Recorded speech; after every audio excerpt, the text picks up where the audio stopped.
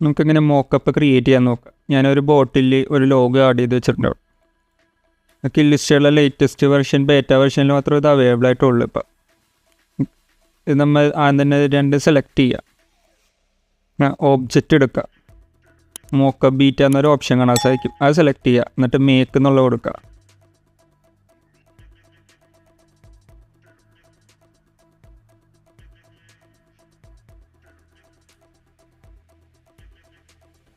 ഇവിടെ ഒരു mock-up perfect ആയിട്ട് വന്നിട്ടുണ്ട്. നമുക്ക് നീക്കിയാൽ കാണാൻ സാധിക്കും ആ മെഷീനനുസരിച്ചാണ് ഇപ്പോൾ നീങ്ങണത്. സിലിണ്ട്രിക്കലായിട്ട് അത് നീങ്ങിക്കൊണ്ടിരിപ്പുണ്ട്.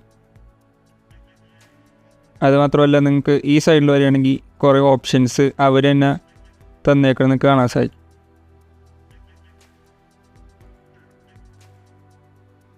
പല പല ഓപ്ഷൻസ് ഇവിടെ കാണാൻ സാധിക്കും.